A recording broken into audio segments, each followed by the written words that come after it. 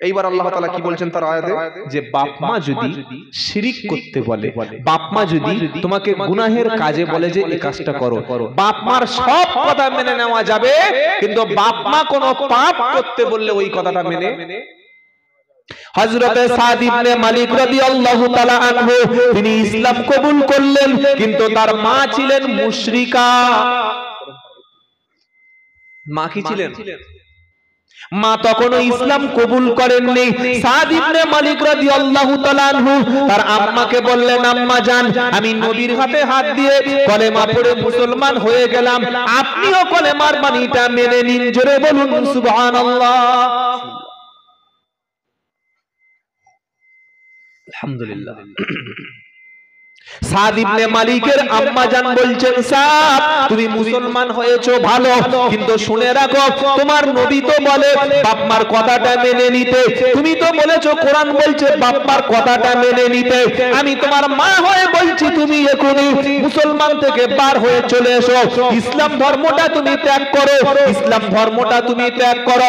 সাদ রাদিয়াল্লাহু তাআলা আনহু বললেন, আম্মা জান আমি কলেমা পড়েছি, ইসলাম গ্রহণ করেছি, আমি কখনো আল্লাহ এবং রাসূলকে ছাড়ব না। জোরে বলুন। সাদের মা কি বলেছে জানেন? সাদ ইবনে মালিকের আম্মা জান বলছে, ছেলে তুমি যদি না মুসলমান ইসলাম ত্যাগ করো, তুমি যতক্ষণ পর্যন্ত ইসলাম না ত্যাগ করবে আমি খাবারও খাবো না, এক ফোঁটা পানি পর্যন্ত পান করব না, তাতে আমার মৃত্যু যদি হয়ে যায় মৃত্যুটা মেনে নেব, কিন্তু তুমি মুসলমান থাকবে এটা আমি কখনো মেনে নেব না। আর এই অবস্থায় যদি যতক্ষণ তুমি কলেমা না ত্যাগ করবে, শিরকের মধ্যে যতক্ষণ না চলে আসবে, তাওহীদ যতক্ষণ না ছেড়ে দেবে, আজ থেকে খাওয়া বন্ধ, আজ থেকে পানি বন্ধ, এইভাবে না খেয়ে পানি পর্যন্ত না পান করে আমি যদি মরে যাই, সমাজে তোমার বদনামটা দেখো কেমন হবে। সবাই তখন বলবে সাদ ইবনে মালিক তার মায়ের সঙ্গে এই আচরণটা করেছে। একদিন দুদিন তিন দিন চার দিন 5 দিন 6 দিন হয়ে গেল, মা অসুস্থ হয়ে পড়লো। সাদ ইবনে মালিক রাদিয়াল্লাহু তাআলা আনহু তার আম্মা জানকে বললেন, আম্মা জান ওয়াল্লাহি আল্লাহর কসম করে বলছি, আমি সাদ ইবনে মালিক আল্লাহ তাআলা যদি 100 বার আমার মধ্যে রূহ দেয়, 100 বার আমার মধ্যে যদি জীবন দেয়, 100 রূহ আমি 100 বার আল্লাহর রাস্তায় দিতে রাজি আছি, তারপরে আমি কলেমা রাস্তা থেকে ফিরে যাব না। একটু জোরে বলুন।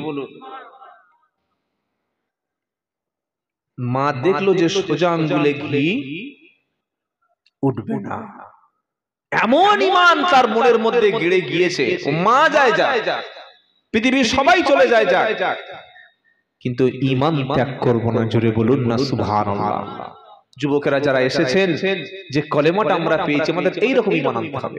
পৃথিবীর সব মানুষ অসন্তুষ্ট হয়ে গেলে ডোন্ট কেয়ার, আমি কাউকে দেখে কেয়ার করি না, আমার আল্লাহকে রাজি করার জন্য সবাইকে ছাড়তে রাজি আছি, কিন্তু আল্লাহকে রাসূলকে ছেড়ে পৃথিবীর কোনো মানুষকে রাজি করব না। মনে থাকবে ইনশাআল্লাহ। এখন তার মা এই পরিস্থিতি হলো, সাদ ইবনে মালিক রাসূল করিম সাল্লাল্লাহু আলাইহি ওয়াসাল্লামের কাছে গেলেন, গিয়ে বললেন, হে আল্লাহর নবী, আমার সিচুয়েশন বাড়ির এই রকম যে আমি এখন কি করব। একদিকে ইসলাম গ্রহণ করেছি, আবার অপর দিকে আমার মা নির্দেশ দিচ্ছে যে আমার মায়ের কথাটা মেনে নাও, আর মায়ের কথা মানতে গেলে মা বলছে তুমি ইসলাম ছেড়ে দাও। কি কঠিন পরিস্থিতি বলতে পারছেন না?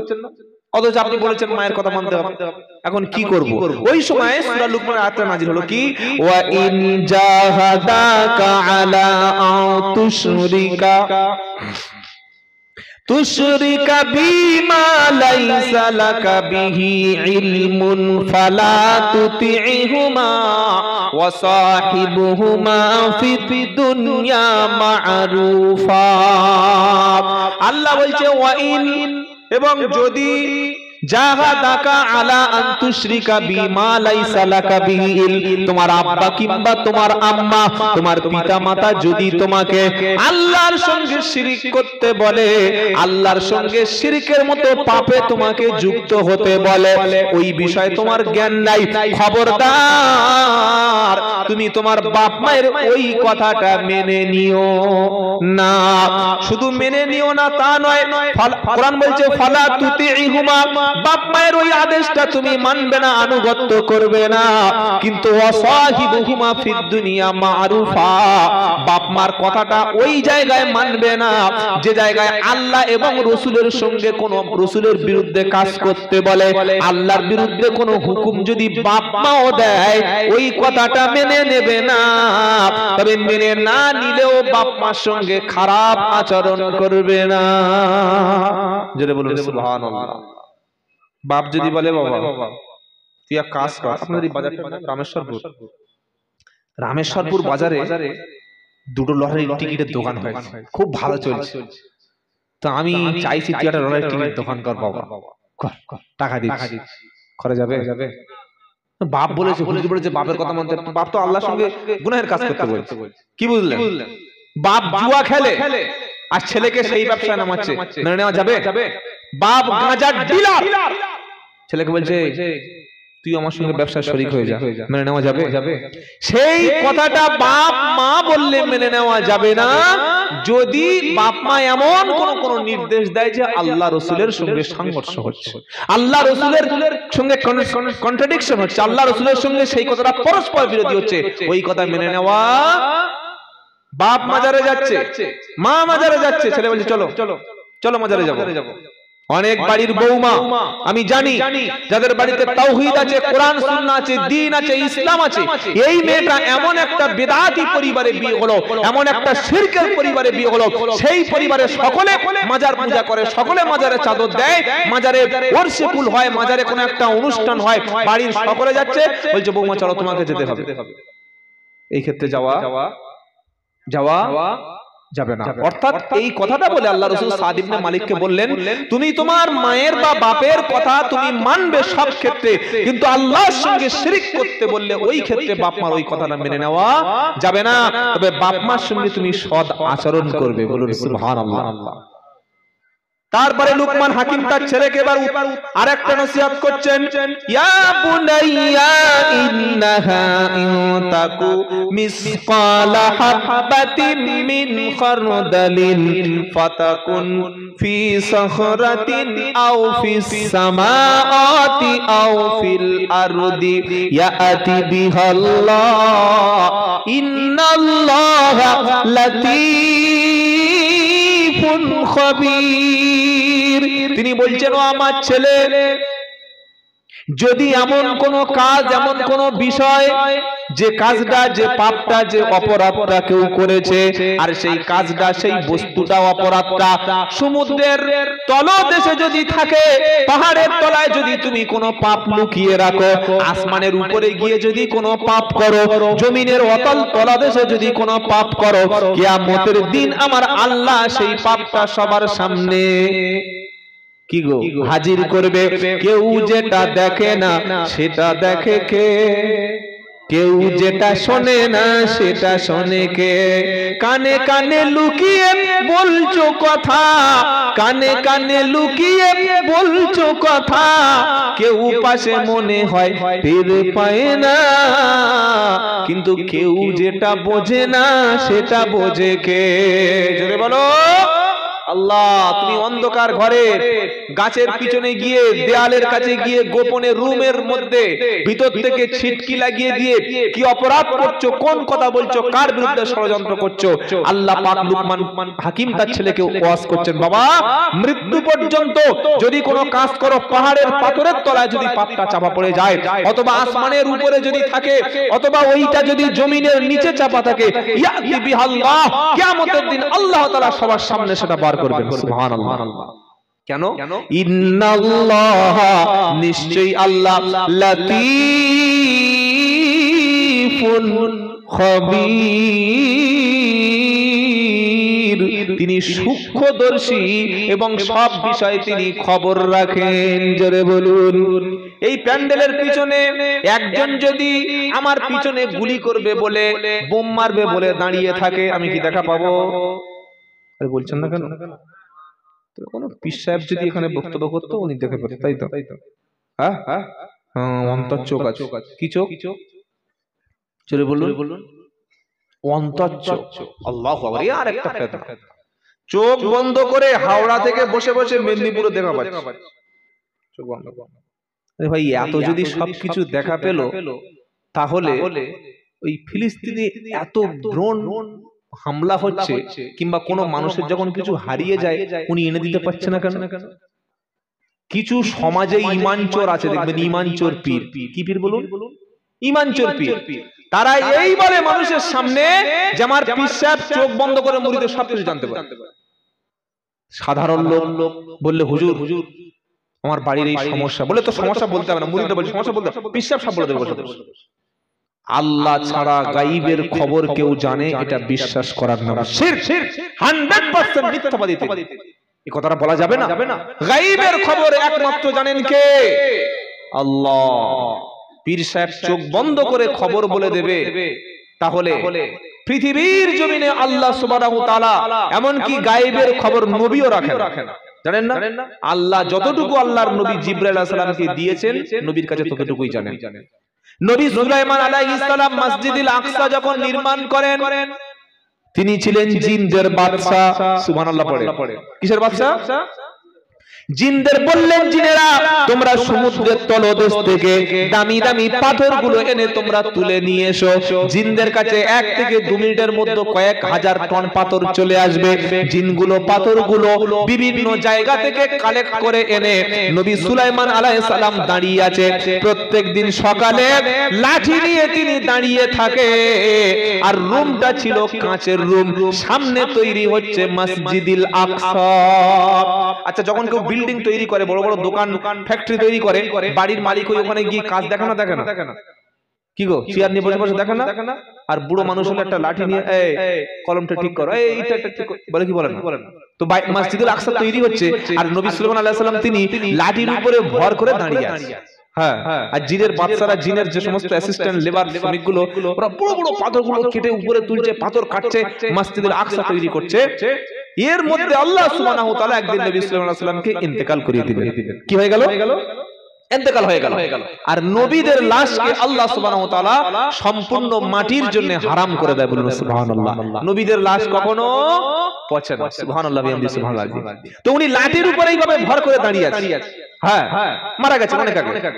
এইবার লাঠির তলায় লেগেছে উই পোকা। উই পোকা বোঝেন না? কি গো, আমাদের ঘরগুলো বাঁশটাগুলো নষ্ট করে দেয়, কি পোকা? উই পোকা।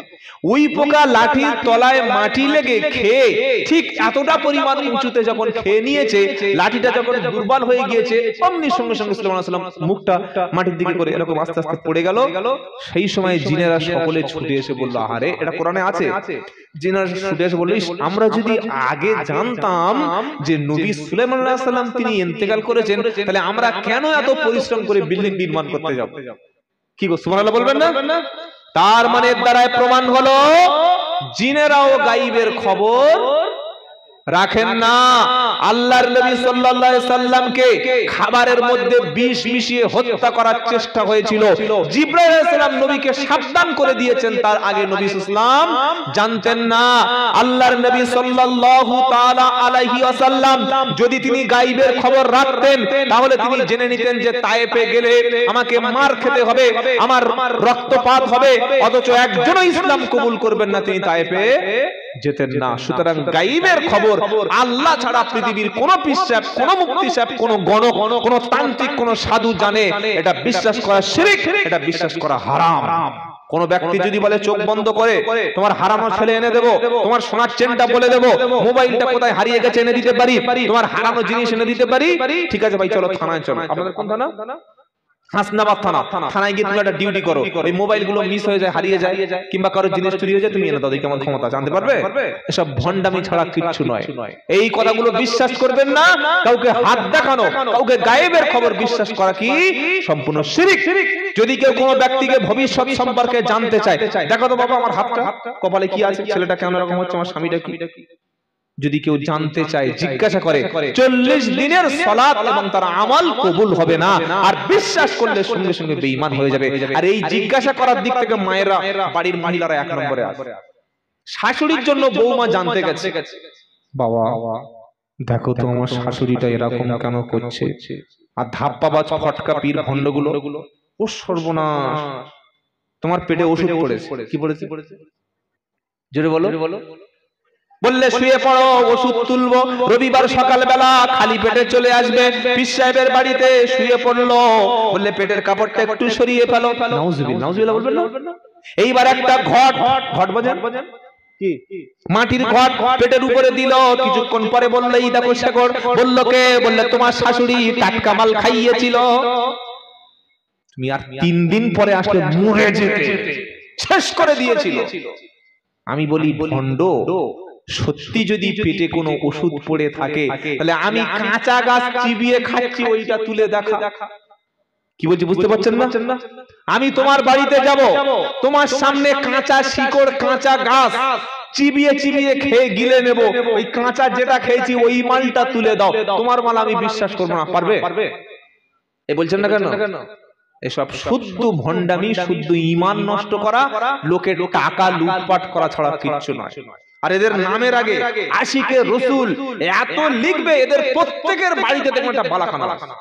আর এই ভণ্ড পীরগুলো সবসময় বাড়ির একদম সেই ভিতরের সিটে গিয়ে বসবে, এইরকম উঁচু করা গদি। তার মুরিদরা বলবে খবরদার, পীরের সামনে বেয়াদবি করো না, তার সামনে জোরে কথা বলো না, পীরের গায়ে যেন তোমার ছায়া না লাগে। খুব সাবধান, পীরের সামনে গা পর্যন্ত চুলকাবে না। কি বলছি বুঝতে পারছেন না? এইগুলো করছে কেন? রুটি রুজির ধান্দা, এগুলো ব্যবসা শুরু করেছে। সুতরাং গায়বের খবর, ভবিষ্যতের খবর, হারানো কোনো বস্তু জিজ্ঞাসা করা কারো যাবে না। আমার ভবিষ্যতে কি হতে পারে কারোর হাত দেখানো যাবে না। আমার জীবনে কোন দুর্ঘটনা আসতে পারে এই বিষয়ে আমরা কারো জিজ্ঞাসা করব। কুল্লা আমলিকু লিনাফসি নাফআ ওয়ালা দাররান ইল্লা মাশা আল্লাহ ওয়ালাউ কুনতু আলামুল গায়বা লাস্তাকসারতু মিনাল খায়র ওয়া মা মাসসানিয়াস সু। এটা 9 নম্বর পারা 14 নম্বর পৃষ্ঠা 1 নম্বর লাইনের 188 নম্বর আয়াত, সূরার নাম আল আরাফ। কোরআন শোনাচ্ছে, কুল নবী আপনি বলুন, লা আমলিকু লিনাফসি নাফআ ওয়ালা দাররা। নবী আপনি বলুন, আল্লাহ পাক বলছে নবী উম্মতের কাছে বলুন যে আমি আমার লাভ এবং ক্ষতির মালিক আমি নবী নই। জোরে বলুন না সুবহানাল্লাহ। হে বন্ধু, কোরআনের সূরা আরাফটা খুলে দেখো, আল্লাহ বলছেন নবী বিশ্ববাসীর কাছে বলো, তুমি তোমার নিজের ক্ষতি আর নিজের লাভ নিজেই করতে পারো না। যদি নবী নিজের ক্ষতি নিজের থেকে বাঁচতে পারত তাহলে নবীর কোলের উপরে 3টি ছেলে মারা যেত না। নবীর নিজের কাছের প্রাণ প্রিয় স্ত্রী আম্মা জান খাদিজা কখনো নবীর সামনে থেকে মরতো না। আল্লাহ বলছেন নবী তুমি বলো নিজের লাভ এবং ক্ষতির মালিক তুমি নিজে নও, তবে ইল্লা মাশা আল্লাহ, আল্লাহ যদি চায় সেটা আলাদা কথা। জোরে বলুন সুবহানাল্লাহ। এখনো কথা শেষ হয়নি, এবার আল্লাহ বলছেন ওয়ালাউ কুনতু আলামুল গায়ব। আল্লাহ বলছেন নবী বলো, নবী বলছেন যদি আমি গায়েব জানতাম, অদৃশ্যের খবর জানতাম, কোথায় কি হচ্ছে যদি আমি জেনে নিতাম, আমার ভবিষ্যতে কি আছে জেনে নিতাম, ওয়া মা মাসসানিয়াস সু, তাহলে অকল্যাণ খারাপ কোন জিনিস আমার জীবনে স্পর্শ করতে পারত না। জোরে বলুন সুবহানাল্লাহ। লাস্তাকসারতু মিনাল খায়র, আমি নবী ভালো ভালো জিনিসগুলো সব নিয়ে নিতাম আর ক্ষতি আমার জীবনে আসতো না। সুতরাং এর দ্বারা কি প্রমাণ হলো? আল্লাহ রাসূল করিম সাল্লাল্লাহু আলাইহি ওয়াসাল্লাম তিনি গায়বেরও মালিক নন, গায়বের খবরও রাখতেন না। আর সাথে সাথে ভালো এবং মন্দ গায়বের খবর একমাত্র কার কাছে? আল্লাহর কাছে। আজ থেকে নিয়ত করি কারোর কাছে আমাদের বাড়ির বৌমাদের, ভাবিদের, চাচিদের, মেয়েদের হাত দেখাতে, কোনো জিনিস ভবিষ্যতে জিজ্ঞাসা করতে, কিছু হারিয়ে গেলে বলে যার মাল যায় তার কি গো ঈমান যায়, মাল হারিয়ে গেছে কি করবে সন্দেহ করছে লোক। এগুলো করা যাবে না।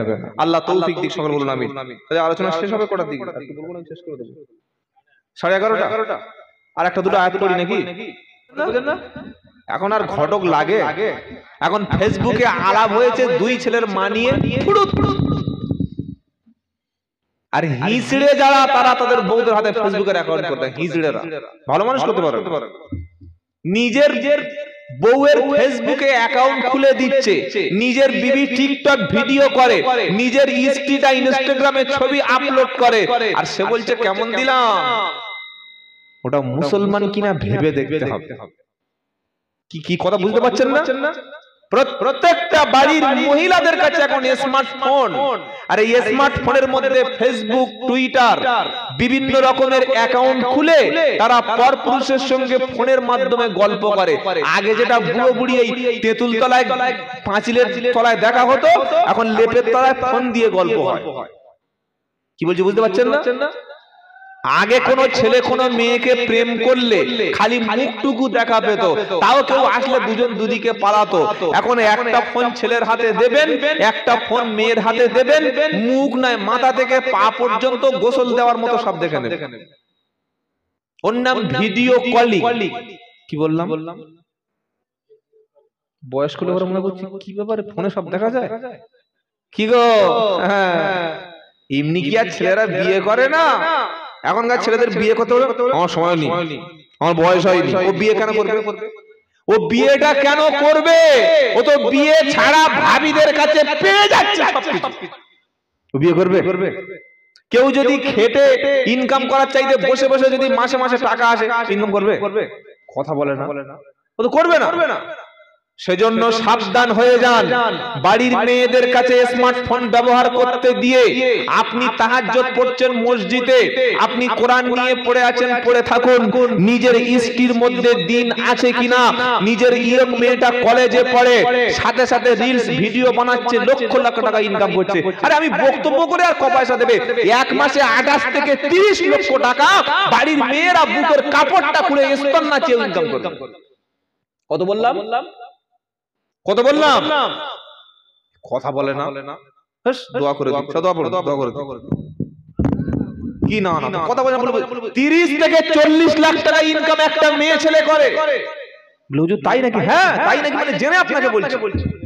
ও খালি ছোট্ট কাপড়টা পরে রান্নার ভিডিও বানাবে, কাপড় ব্লগ বানাবে, আর একটা স্মার্টফোন থাকবে, এমন এমন সিন ছাড়বে, বুড়োরা দেখছে চোখ থেকে জল পড়ছে, জিভ থেকে এরকম। কি গো, সেটাই ফোনের মাধ্যমে হয়। কিসের মাধ্যমে? জোরে বলুন। আগে ইয়ং ছেলে ইয়ং মেয়েরা পালাতো, এখন 3 ছেলের মা পালাচ্ছে। কি দেখা পেয়েছে তার মধ্যে আল্লাহ জানে। আল্লাহ হেফাজত করুক, সকলে বলুন আমিন। দায়ুস কখনো জান্নাতে যাবে না। দায়ুসকে যার দাড়ি আছে, টুপি আছে, পাঞ্জাবি আছে, নামাজ পড়ে, হজ করে, কিন্তু বাড়ির একটাও মেয়ে কোথায় যাচ্ছে খবর রাখে না। সন্ধ্যা 7টায় পড়তে যাওয়ার নাম করে যাচ্ছে, আর রাত্রেবেলা নাইট শো দেখে বাড়ি ফিরছে পাড়ার ছেলেদের নিয়ে। বাপ বলছে ও কিছু খেয়েছে মা? বলছে ও পেট ভর্তি। ও যা খেয়েছে ও আর খাবে বাড়ি এসে। কি বুঝলেন? ও মা ঠিকঠাক ছিলিস তো? বলে হ্যাঁ আব্বা ঠিকঠাক ছিল। পুরো স্বভাব চরিত্র সব শেষ। আর এই যে বন্ধন এসছে না, মহিলা সমিতি নাই, আমার গাড়িটা ড্রাইভার ঘুরিয়ে রাস্তা রেখে দাও, তো মহিলা সমিতি বললে আবার গাড়িতে কাঁচ পাঁচ ভেঙে দেবে। এত বড় দাড়ি রেখে বউকে পাঠিয়েছে মহিলা সমিতি। একটা পরপুরুষ, একটা মুশরিক, সে আমার বিবির মুখ দেখবে, আমার বিবির হাতে স্ট্যাম্প দিয়ে টাকা নেবে, আমার বিবির নামটা সুদের অফিসারে দেখবে, ওর চাইতে গলায় দড়ি দিয়ে আমার আসমানে ঝোলা ভালো। কি কষ্ট হচ্ছে শুনে আপনাদের? মুসলমানের বিবি কোনোদিন রাস্তায় বিনা কারণে যেতে পারে না। মুসলমানদের বাড়ির মেয়ে কোনোদিন চায়ের দোকানে বসতে পারে না। মুসলমানের বাড়ির মেয়েরা মেলায় ঘুরবে কোন লজ্জায়? এই কমিটি ছেলেগুলো কেন বলবে সরে যাও, হুজুর আসছে? ওদের কমন সেন্স নাই। কারণ নারী হচ্ছে সবচাইতে মূল্যবান জিনিস, আর এই মূল্যবান জিনিস যখন কাপড় খুলে ফেলে, মুখের ওড়না সরিয়ে ফেলে, মুখের ওড়নাটা খুলে দেয়, এই মূল্যবান জিনিসের দাম তখন মাছি পর্যন্ত বসে। কলা খান আপনারা? কলা 3 মিনিট পরে উত্তর দেবে। আচ্ছা কলা 1 ডজনের দাম 20 টাকা, 30 টাকা, 40 টাকা। ওই কলাটা যদি কেউ ছাড়িয়ে, খোসাটা ছাড়িয়ে বলে ও ভাই 5 টাকা ডজন, 1 পিস নেবে? কেন নেবেন না? কেন? এখন কি আর মেয়েদের বিয়ে এমনি এমনি বিনা পয়সায় হয় না? এই যারা দাড়ি পাকা চুল পাকা লোক বসে আছে জিজ্ঞাসা করো, আমি আব্দুল্লাহ জুবায়ের ভুল বললে কানটা পাকিয়ে দাও। আগেকার 60-70 বছরের যারা দাদু টাইপের লোক বসে আছে, ওই লোকগুলোকে বিয়ে করার জন্য মেয়ের বাপকে টাকা দিয়ে বিয়ে করতে হতো। এটা ঠিক বলছি না ভুল বলছি একজন বলবেন? আপনার বয়স কত? শুনেছেন তো কথাটা? দেখেছেন? আরে এখন এখন টাকা কে দেবে?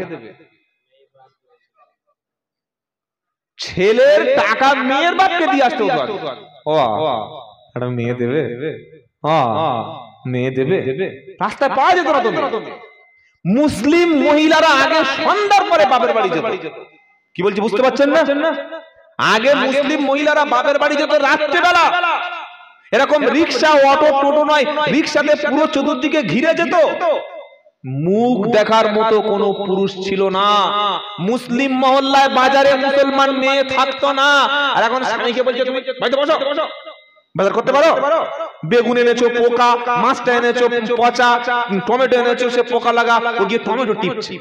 এই মাল আলু দেখে নিচ্ছে, মাছটার লেজ ধরে বলছে এই মাছ দে। মুসলমানের বউ নিজে দেখছে ব্যবসা ভালো চলে না, বউকে বলছে চল চল চল চল তুই বস। কাকে বলছে? বউকে। তওবা তওবা। এই ধরুন আমি চা খেলাম চায়ের দোকানে, আমি যদিও কোনো চায়ের দোকানে আলহামদুলিল্লাহ চা খাই না, এটা আমার পছন্দ না। আপনি অনেকে খান, আমি নিষেধ করছি, বাড়িতে করে চা খেলাম। ও ভাবি চা কত? 5 টাকা। বিস্কিট 5 টাকা। কত হলো? জোরে বলো, সকলে বলো। 10 টাকা। চাটা খেয়ে টাকাটা দেবে না? দেবে। 10 টাকার নোটটা যখন দেবে, ক্যাশ বাক্স খুলে দেবে না ভাবির হাতে দেবে? জোরে বলুন। আপনার হাতে একটু দিন, কিছু মনে করবেন না। ভাবি না কি গো বুঝতে পারছেন? ভাবি না বলে হাতটা একটু মুসাফা করো। এই জন্য মুসলমানের স্ত্রী কোনদিন দোকানদারি করতে পারে না, এটা মনে রেখে দেবে। আর রিজালু কাওয়ামুন আলান নিসা, আল্লাহ বলছেন পুরুষকে নারীর উপরে মর্যাদা বানিয়েছি কেন? বিমা ফাদ্দালাল্লাহ। এই পুরুষ ব্যয় করে, পুরুষ অর্থ উপার্জন করে, পুরুষের দায়িত্ব মাল কামানো, আর স্ত্রীর দায়িত্ব হচ্ছে সংসার সামলানো।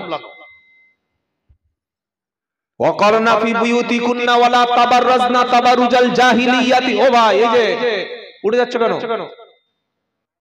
পেশাবের ব্যবস্থা আছে নাকি? ঠিক আছে, খবরদার, পালাতে দেব না, যা হয়েছে অনেক হয়েছে। কোরআন কি বলছে? কোরআন বলছে নারীরা বেহায়া যুগের মতো, জাহেলিয়াতের যুগের মতো তোমরা সাজগোজ করে পর পুরুষের সামনে রূপ প্রদর্শন করো না।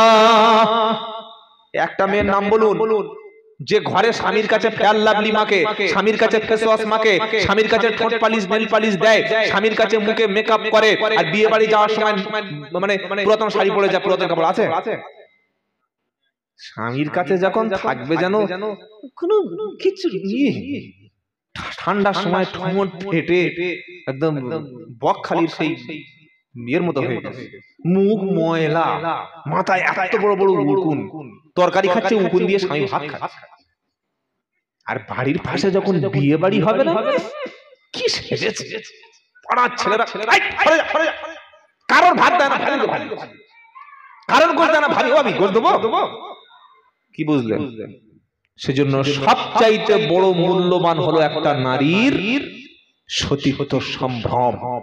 নারীর ইজ্জত চলে গেল, ওর সম্মান চলে গেল, ওর কিছু নাই, 4 পয়সা দাম নাই।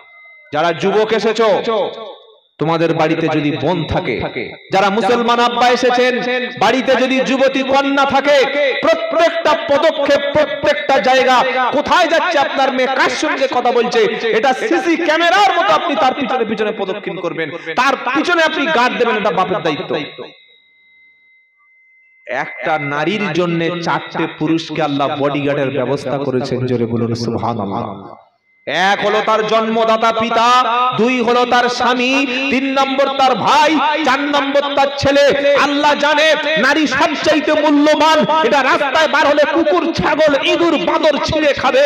তাই এই নারীর প্রোটেকশন দেওয়ার জন্য চারটে মুহাররম পুরুষকে দিয়ে, চারটে মুহাররম ব্যক্তিকে দিয়ে এই নারীটার সম্পূর্ণ সতীত্বর ব্যবস্থা করে দিয়েছেন। জোরে বলুন সুবহানাল্লাহ। হয়তো অনেক কড়া ভাষায় বললাম, ঈমান বাঁচানোর জন্য সেই সমাজে আলেম তৈরি হবে, সেই সমাজে সৎ চরিত্র তৈরি হবে যে সমাজের নারীরা পর্দার সঙ্গে থাকে। জোরে বলুন সুবহানাল্লাহ। তার গর্বে আল্লাহ আলেম দান করবেন, হাফেজ দান করবেন। খালি বলছে হুজুর আমাদের ছেলেরা এত বদর, ছেলের মাটা কি দেখবেন না? ওর মা কি করেছে খবর নেবেন না? বিয়ের আগে কোথায় গিয়েছে দেখবেন না? তার পেটে আসবে কি করে ভালো বাচ্চা? আল্লাহ আমাদের প্রত্যেকটা মাকে হেফাজত করুন, সকলে জোরে বলুন আমিন। এই নারীকে ভালো বানানোর জন্য নারীকে এমন একটা শিক্ষা প্রতিষ্ঠানে দেবেন যে প্রতিষ্ঠানে হিজাব পরে যাওয়া যায়, যে প্রতিষ্ঠানে কোরআন শিক্ষা দেয়, যে প্রতিষ্ঠানে পুরুষ আলাদা নারী আলাদা পড়াশোনা করে, যে প্রতিষ্ঠানের শিক্ষিকাগুলো মহিলা, এই প্রতিষ্ঠানে লক্ষ টাকা খরচ করেও দেবেন। ইনশাআল্লাহ এই নারীর গর্ভে থেকে আব্দুল কাদের জিলানী তৈরি হবে, খাজা মঈনুদ্দিন চিশতি তৈরি হবে, ইমাম বুখারীর মতো, ইমাম আবু হানিফার মতো মানুষ তৈরি হবে। জোরে বলুন সুবহানাল্লাহ। কষ্ট পাচ্ছেন নাকি বললাম বলে? আল্লাহ হেফাজত করুক, সকলে বলুন আল্লাহুম্মা আমিন। বাবাজিরা, আল্লাহ ভাইরা, আমি প্রথমে সেটা বলে নিয়েছি, আমরা আমাদের নারীদের হেফাজত করব ইনশাআল্লাহ। আলহামদুলিল্লাহ 11:30 শেষ হবে ইনশাআল্লাহ। আর একটা দুটো কথা শুনি। তাহলে সূরা লুকমান হাকিম তার ছেলে 3 নম্বর ওসিয়ত কি করলেন, উপদেশ কি দিলেন? যে তুমি গোপনে লুকিয়েও যদি কিছু করো সেটা আল্লাহ পাক খবর রাখবেন। সুবহানাল্লাহ। এইবার লুকমান হাকিম তার ছেলেকে নসিহত করছেন, শুনেন। এটা আজকে শেষ আয়াতটাই বলি। তিনি বলছেন ইয়া বুনাইয়া, কি বলছেন? ইয়া বুনাইয়া, হে আমার প্রিয় পাত্র, প্রিয় বৎস, প্রিয় ছেলে, প্রিয় আদরের, my sweet heart, my little heart, my sweet son, কলিজার টুকরা। আমরা বলি না, বাচ্চাদের বলি না? আরে বলি কি বলি না? আমার কলিজার টুকরা। তাই বলছি, ইয়া বুনাইয়া আকিমিস সালাত। কি গো, লুকমান হাকিম তার ছেলেকে 3-4টে নসিহত করেছে। এবার যে নসিহতটা করছে, এবার যে উপদেশটা দিচ্ছে, ওই উপদেশের নাম হলো আমার ছেলে নামাজ কায়েম করো। কি করো? ও মুসলমানেরা, আজ থেকে ছেলেকে নামাজের জন্য তাকিদ করবেন। নবী বললেন মুরু আওলাদাকুম বিসসালাতি ওয়া হুম আবনা সাবআ সিনিন। তোমার বাচ্চার বয়স যখন 7 বছর হবে, 7 এর পরে 7, বাচ্চার বয়স যখন 7 বছর হবে, 7 বছরের বাচ্চাকে নামাজের নির্দেশ দেবে। 10 বছরের পরে বাচ্চা যদি নামাজ না পড়ে, তাহলে তুমি একটু হালকা ডোজ দেবে। কি দেবে? জোরে বলুন। আরে আমি কি ডোজ দেবো? আমি এখনো তো পেশাব করে পানি নিই না, জুমার নামাজ পড়ি না, জানাজা ছাড়া আমার জীবনে নামাজ নাই। আমি আমার ছেলেকে কি ডোজ দেবো? কি বলছেন বলেন? বাচ্চাদের নামাজি বানাও। ইয়া বুনাইয়া আকিমিস সালাতা। লুকমান হাকিম ছেলেকে বলছে, বাবা নামাজ কোনদিন তুমি কাজা করো না। একজন মুসলমান আর একজন কাফের, এদের মধ্যে পার্থক্য খালি একটা, যার নামাজ আছে সে ঈমানওয়ালা, আর নামাজ নাই যে তার মধ্যে ঈমান নাই। লা সালাতা, নবী সাল্লাল্লাহু আলাইহি ওয়াসাল্লাম বলেন মান তারাকাস সালাতা মুতাআম্মিদান ফাকাদ কাফারা। ইচ্ছা করে নামাজ ছেড়ে দিল, আল্লাহর সঙ্গে কুফরি করলো। হে বাবাজিরা, জ্যান্ত অবস্থায়, জীবিত অবস্থায় কোন মানুষ যদি পৃথিবীতে সুস্থ অবস্থায় একটা সিজদা যদি আল্লাহর জন্য দেয়, আল্লাহর কসম করে বলছি, একটা সিজদা সুস্থ অবস্থায় দিলে জীবিত অবস্থায় দেওয়ার সমতুল্য। মরণের পরে তামাম পৃথিবীর সব গরু জবাই করে, সব চাল রান্না করে, সব হুজুরদের দাওয়াত করে, মিলাদ দিয়ে খানা করে, সব গরু পৃথিবীর জবাই করো, সব উট জবাই করো, সব মোষ জবাই করো, সব পীর সাহেব, সব হুজুর সাহেবদের দাওয়াত করে, মিলাদ করে, দোয়া করাও, সুস্থ অবস্থায় একটা সিজদা দেওয়ার সমতুল্য কখনো হবে না। বেনামাজির বাড়িতে মিলাদ হয় কি হয় না? আরে বলছেন না কেন? আর বেনামাজির বাড়িতে মিলাদ যদি হয়, যদি দেখি বাড়িটা টাইলসের বাড়ি, পাথরের বাড়ি, তখন আমি কি করবো জানেন? কান্নার আইটেমটা আলাদা করে নেব।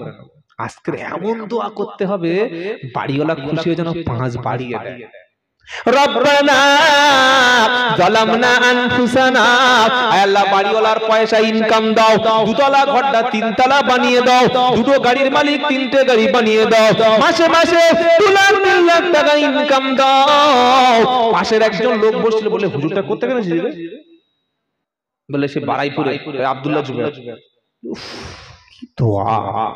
ফেরেশতারা বলছে সাবধান, এই যে 2 তলা ঘর করেছে ছাদ ফেলবে তো সুদের টাকায়। সুদখোরের জন্য এত বড় লম্বা দোয়া। আর পাশে ইমাম সাহেব বসছিল, ইমাম সাহেব মনে মনে বলছে কি বলবো, হাত তুলে খালি চুপচাপ আছে, আমিন বলছে না। আমিন বললে ইমাম সাহেব তুলবে, আমিন বললে ইমাম সাহেব ফেরেশতারা ধুনে দেবে ইমাম সাহেব। ও বাইরের মাল জানতো না, তুমি জানতে না? কি গো পাক্কা বেনামাজি, পাকা বেনামাজি। আল্লাহর কসম করে বলছি বেনামাজির জন্য কোনো দোয়া নাই, এটা লিখে রেখে দেন। বেনামাজির জন্য দোয়াতে কোনো লাভ হবে না। বলে হুজুর তাহলে আমরা কি হবে? আজ থেকে তাওবা করে নামাজ পড়ব সকলে ইনশাআল্লাহ। বলি ইনশাআল্লাহ। ভাই যারা জলসা কমিটির যুবক আছো, যারা শুনছো বসে বসে, এখানে বসে আমরা নিয়ত করি মৃত্যু আসার আগ পর্যন্ত জীবনে কখনো ফরজ নামাজ ছেড়ে দেব না। এই শপথ নিচ্ছেন আল্লাহকে খুশি করার জন্য। কারা কারা রাজি? 2 হাত তুলে দেখান। নারায়ে তাকবীর। ভাই আপনি নামাজ পড়বেন, লোকটা মামলার মধ্যে বাংলা বোঝেন না নাকি? হাত না তুলতে পারলে আর হবে না। আর যারা ভাবছেন 500 বছর বাঁচবো, 90 বছর বাঁচবো, 70 বছর বাঁচবো, হাসপাতালে গিয়ে দেখুন সব জং ছেলেরা কিরকম পড়ে আছে। কবরস্থানে গিয়ে বুড়ো লোকেরা যায় না জন লোক যায়? এই বাবা, কবরে খালি বুড়ো লোকের মাটি দেয় না জন লোকের দেয়? এখন গাচ্চা ছেলে এরা আর 60 বছর কি 40-এ বিছানা পড়ে যাবে। গুটকা, পান, খৈনি, শেকর, মদ, গাঁজা যা খাচ্ছে, সকালবেলা ঘুম থেকে উঠে গাঁজা খেয়ে মালটা চোখ পুরো লাল হয়ে গেছে, বাইক নিয়ে সোজা খালে। আল্লাহ হেফাজত করুক, সকলে বলুন আমিন। আপনার সন্তান 7 বছর হলে, ছেলে হোক আর মেয়ে হোক, প্রথম নামাজের তাকিদ দেবেন, বলুন ইনশাআল্লাহ। লুকমান হাকিম বলছেন, ইয়া বুনাইয়া আকিমিস সালাত, হে আমার কলিজার টুকরা নামাজ কায়েম করো। আর একটা কথা বললেন, সেটা কি? ওয়া আমরু বিল মা'রুফি ওয়া নাহা আনিল মুনকার। শুধু নামাজ কায়েম করো না, সাথে সাথে সৎ কাজের আদেশ করো, অসৎ কাজের নিষেধ করো। সৎ কাজের আদেশ করো, অসৎ কাজের নিষেধ করো। করব ইনশাআল্লাহ। জোরে বলো। নামাজ আছে, রোজা আছে, দিন আছে, কিন্তু পাশে হারাম অনুষ্ঠান হয়, মুখ খোলে না। নামাজ আছে, দিন আছে, ইসলাম আছে, পাড়ায় জেনার পরিবেশ তৈরি আছে, প্রতিবাদ করে না। মসজিদের ক্যাশিয়ার, সেক্রেটারি, ইমাম যদি সুদের বিরুদ্ধে বক্তব্য দেয়, পরের সপ্তাহে বলে দেয় হুজুর এই মসজিদে থাকা যাবে না। কে এটা? কে সেক্রেটারি বানিয়েছে? ইমাম যদি হক কথা না বলতে পারে, ওটা মসজিদ তাহলে আপনি খুতবা দিতে বলছেন আপনাকে? সব সময় সৎ কাজের আদেশ, অসৎ কাজের নিষেধ করবেন, তবে আপনার দোয়া কবুল হবে। জোরে বলুন সুবহানাল্লাহ। আজ সমাজে অন্যায় রুখে দেওয়ার জন্য যুবকদের আগিয়ে আসতে হবে ভাই। কেন? এই বৃদ্ধ মানুষগুলোর কথা এখন সমাজের মানুষ কেউ শুনতে চায় না। চায় সব জায়গায় দেখবেন যুবক, বক্তাদের মধ্যে যুবক বেশি, ইমাম সাহেবদের মধ্যে যুবক বেশি, মাদ্রাসার শিক্ষকদের মধ্যে যুবক বয়সটাই মানুষ পছন্দ করে কি করে না? আগে স্কুলে হেড স্যার ছিল, হেড ম্যাডাম ছিল, সব বুড়ো বুড়ি। আর এখন স্কুলে গিয়েছেন মনে যেন শুটিং চলছে। সব শিক্ষক শিক্ষক একদম 28, 29, 22, 23। স্কুল না, ওটা সিনেমা হল ধরতে পারবেন না। কি বুঝলেন? যুবকরা সব জায়গায়। সেজন্য আমি মনে করি, কি জায়গাটার নাম? রামেশ্বরপুর যে সোনার যুবকেরা এইরকম একটা সুন্দর কোরআনের মজলিস আপনারা কায়েম করেছেন, আল্লাহ তাআলা এই যুবকদের জন্য আমি দোয়া করি, এই যুবকদেরকে যেন হযরত খালিদ বিন ওলীদের মতো বানিয়ে নেন। সকলে বলুন আল্লাহুম্মা আমিন। আপনাদের কিছু দায়িত্ব আছে ভাই, শুধু জলসা করলে হবে না, আপনারা সমাজে এগিয়ে আসুন ভালো কাজের জন্য। পাড়ার মধ্যে, এলাকার মধ্যে যাতে কোনো রকমের হারাম কাজ না চলে, কোনো পাপের কাজ যাতে প্রকাশ্য কেউ না করতে পারে, সেজন্য আপনারা একটা শান্তি কমিটি প্রতিষ্ঠা করুন। 2 নম্বর হলো, কোন মানুষ যদি ক্ষুধার যন্ত্রণায়, কোন মানুষ যদি ক্ষুধার জন্য কষ্ট পায়, শীতের জন্য মানুষ পোশাক না পায়, পাড়ার মধ্যে যুবক কমিটিদেরকে এগিয়ে আসতে হবে, মানুষদের খাবারের ব্যবস্থা করতে হবে, অসুস্থ ব্যক্তিদের চিকিৎসার ব্যবস্থা করতে হবে। একটা বিধবা মা যদি পাড়ায় থাকে, 2 জন কিংবা 3 জন যদি ভাগ্য খারাপের কারণে বিধবা হয়ে যায়, সেই মা যাতে রাস্তায় না হাত পাতে, সেজন্য আমি মনে করি এই পাড়ার যুবকেরা যেভাবে সুন্দর জলসা দিয়েছে, আগিয়ে যদি আসে এই যুবকদের দ্বারাই মানুষের চোখের পানি মোছানো সম্ভব হবে। হবে কি হবে না? হবে কি হবে না? ইনশাআল্লাহ। পাড়ায় কোনো শিক্ষিত ছেলে গ্রাজুয়েশন, এমএ, এমএসসি কমপ্লিট করে চাকরি পাচ্ছে না, মসজিদ কমিটি পাড়ার সকলে চাঁদা তুলে আমরা এই শিক্ষিত বেকার ছাত্রটাকে একটা কাজের ব্যবস্থা করে দেব।